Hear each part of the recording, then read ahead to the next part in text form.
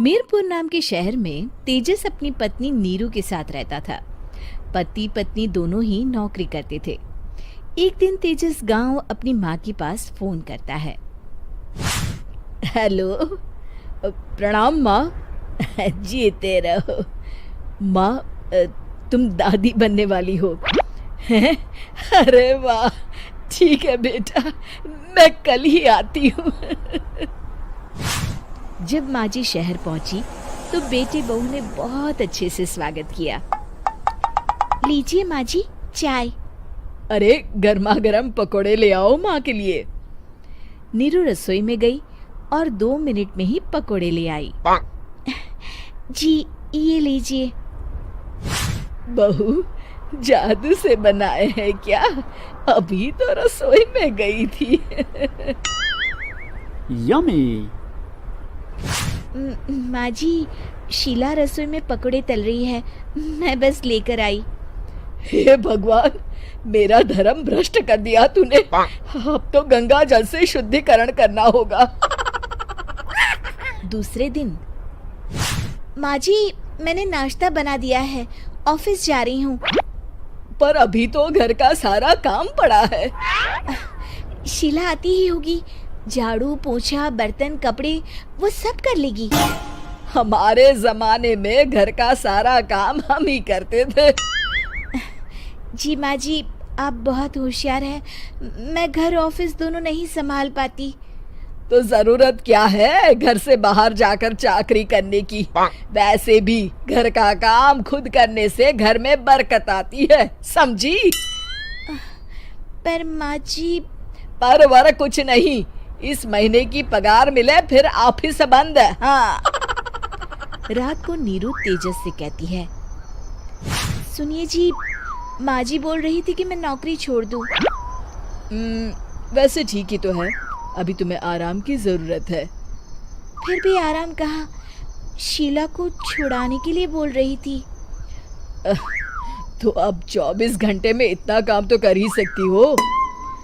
पर जॉब पसंद है मुझे, घर पर मन नहीं लगेगा।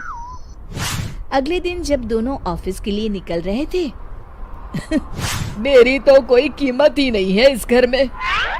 माँ जी, आजकल महंगाई बहुत है, रहन सहन भी बदल गया है, दोनों नौकरी करते हैं तभी ठीक रहता है। अच्छा, तू कहना क्या चाहती है? मेरा बेटा तुझे बिठा के खिला नहीं सकता? तू ही इस घर का खर्च चला रही है, हैं? नहीं माँ जी, मेरा वो मतलब नहीं था। मतलब खूब समझती हूँ, ये बाल धूप में सफेद नहीं किए मैंने। हाँ। अब तो ये रोज का काम हो गया था। तेजस भी रोज की झिकझिक से परेशान हो गया था। एक दिन उसने कहा, नीरू, वैसे भी तुम्हें मैटरनिटी लीव मिलने वाली है, तो अभी से ही छुट्टी ले लो। पर क्या, मेरी सैलरी अच्छी खासी है। आखिर नीरू ने रिजाइन कर दिया। जब बच्चा हुआ तो घर में सब बहुत खुश हुए। कुछ दिनों बाद तेजस फाइल देख रहा था। क्या हुआ तेजस, कुछ परेशान लग रहे हो? हाँ, वो हमारी जितनी सेविंग्स थी वो तो हॉस्पिटल में और छठी के फंक्शन में खत्म हो गई है नीरू। और अभी वैसे मंदी चल रही है तो मैं बोल रही थी कल मुन्ना को हेपेटाइटिस का टीका लगवाना है। नीरू, क्या पोस्टपोन नहीं कर सकते? नहीं जी, बिल्कुल नहीं। अब तेजस को समझ में आ रहा था कि उससे गलती हुई है।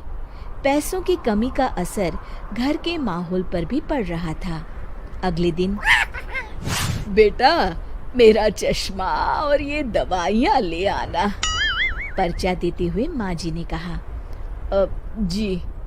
तेजस, मुन्ना के लिए दूध का डिब्बा और डायपर भी ले आना, और ये किराने के सामान की लिस्ट है, इसे भी लाना है। तेजस गुस्से में लिस्ट मरोड़कर फेंकता है और चिल्लाता है, पैसे क्या पेड़ पर उगते हैं?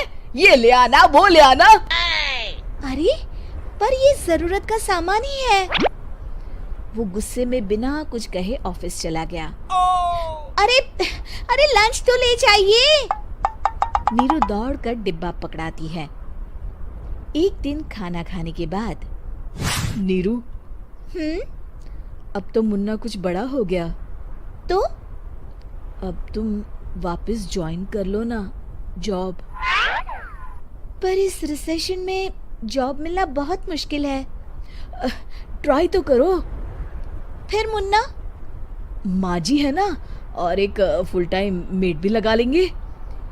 पर माँ जी, उन्हें तो पसंद नहीं।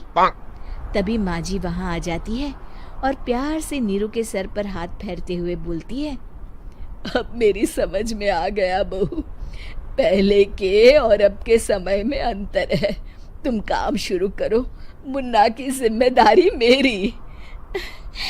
मेरी प्यारी माँ जी। ये कहकर नीरू उनके गले लग गई। शिक्षा, परिवर्तन संसार का नियम है, हमें भी समय के साथ चलना चाहिए। उम्मीद है कि आपको हमारी ये कहानी पसंद आई होगी। कृपया हमारे चैनल को सब्सक्राइब करें और सभी अपडेट्स के लिए बेल आइकन जरूर क्लिक करें। और हाँ, वीडियो लाइक और शेयर करना मत भूलिएगा। Bye bye.